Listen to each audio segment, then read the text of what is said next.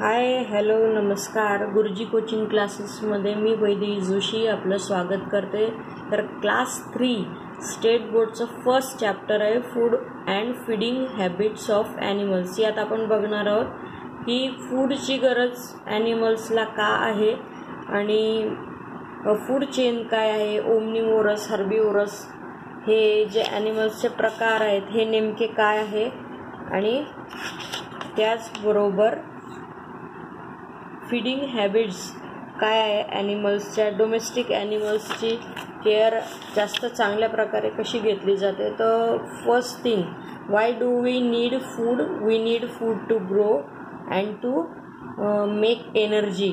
आपल्याला जगण्यासाठी एनर्जी हवी असते आणि फूड हे आपल्याला ग्रो करण्यासाठी, वाढण्यासाठी, टिकाव धरण्यासाठी आवश्यक असते.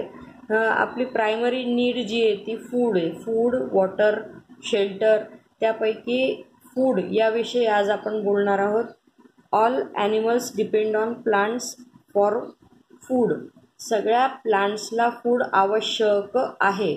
मग असं फूड मिळवताना एक चेन तयार होते, त्याला म्हणतात फूड चेन. त्याची डेफिनेशन इथे दिली आहे. सम ॲनिमल्स ईट प्लांट्स, म्हणजे काही ॲनिमल्स प्लांट्स खातात, तर काही प्लांट इटिंग ॲनिमल्सला खातात आणि काही जण प्लांट्सही खातात, ॲनिमल्सही खातात. Thus all animals depend on plants for their food. This is like a chain and it is called food chain. ही फूड चेनची इथून इथपर्यंत डेफिनेशन आपल्याला दिलेली आहे. टाईप्स दिले आहेत ॲनिमल्सचे: herbivores, carnivores and omnivores. First वाचू आपण herbivores. Animals like cows, giraffe eat grass और green plants. They are called plant eating animals. Such animals are called herbivores. जे फक्त प्लांट खातात, व्हेज, त्यांना म्हणतात herbivorous. Animals like lions, tigers eat the flesh of other animals. They are called flesh eating animals. त्यांना म्हणतात carnivorous. काही animals flesh पण खातात आणि प्लांट्स दोघं खातात, तर त्यांना म्हणतात ओमनिवोरस. ॲनिमल्स जे दोघं खातात त्यांना ओमनिवोरस म्हणतात. माणूस, ह्युमन बिईंग सुद्धा ओमनिवोरस आहे. आता तुम्ही म्हणाल आम्ही तर फक्त व्हेज खातो. तसं नाही, तर बाकीचे जे आहेत सगळ्या ह्युमन बिईंग्सचा विचार केला तर काही प्लांट्स खातात आणि काही ॲनिमल्स हे आणि प्लांट्स दोघं खातात. म्हणून माणूस, human being is called omnivorous. Food for domestic animals. Domestic animals do a lot of work for us. आपल्या डेली रुटीनमध्ये काही ॲनिमल्सची मदत आपल्याला नेहमी घ्यावी लागते. जसं इथे त्यांनी दाखवलंय, ऑक्सन. आपल्याला शेती करण्यासाठी बैलांची गरज असते. हॉर्स आपण डेली यूजमध्ये आपल्या सोबत असतो. डोमेस्टिक ॲनिमल आहे तो. एलिफंट आहे.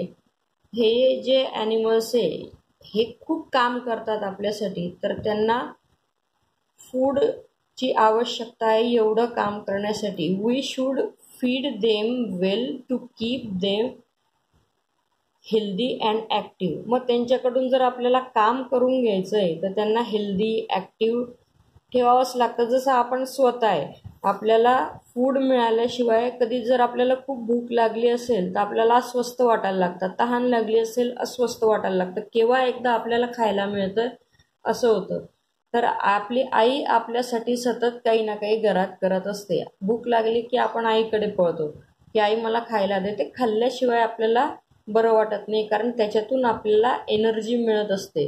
तर त्याच प्रकारे जे ॲनिमल्स आपल्यासाठी काम करतात, हॉर्सेस, कॅमल्स, एलिफंट्स, डॉंकीज, हे आपल्यासाठी सतत हेवी वर्क करत असतात. तर त्यांना सुद्धा फूडची आवश्यकता वेळोवेळी असते.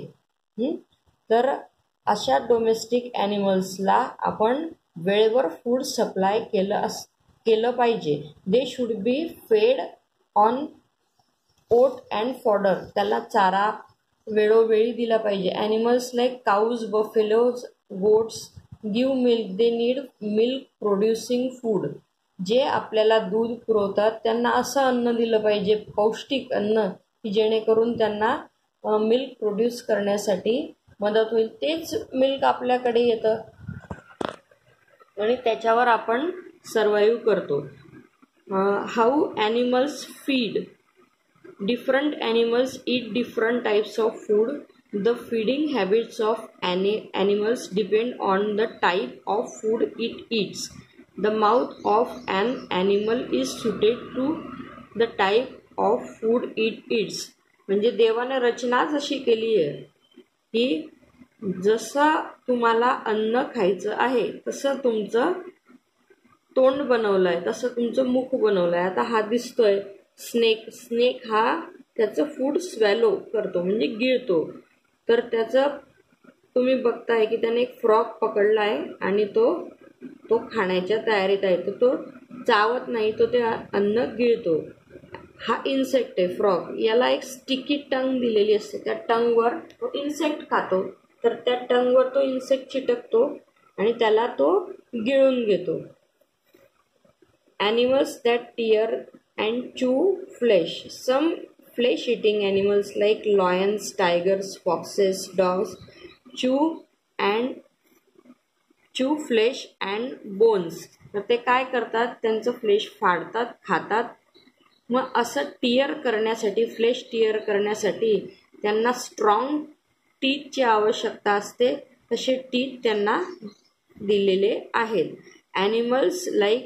Animals that gnaw. Gnaw means to bite something repeatedly or chew it hard.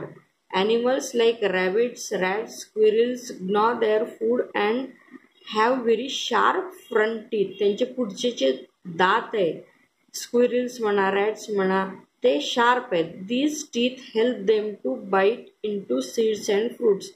आता ही तुम्ही पाहताय स्क्विरल, ही कडक पदार्थ नट्स घेऊन खाते. तर पुढचे जे दात आहेत ते त्यांचे फ्रंट दात ते तोडण्यासाठी कॅपेबल केलेले आहेत. Next page. Animals that eat grass and chew cud. आता ही cow swallowing grass. A cow swallows grass and chew the cud. ही ग्रास स्वॅलो म्हणजे गिळून घेते आणि कड जे असतं चारा तिचा ते चू करते. तुम्ही पाहिलं असेल रिकाम्या वेळात ती तोंड हलवताना दिसते. तर त्यावेळा तिचं जे कड आहे ते आपण त्याला मराठीत म्हणतो रवंत करताना दिसते. Animals that eat grass and chew cud. Some grass eating animals like cows, buffalo, sheep first swallow grass without chewing it. न चावता ते गिळून घेतात. आफ्टर सम टाइम ते bring it back into their mouth.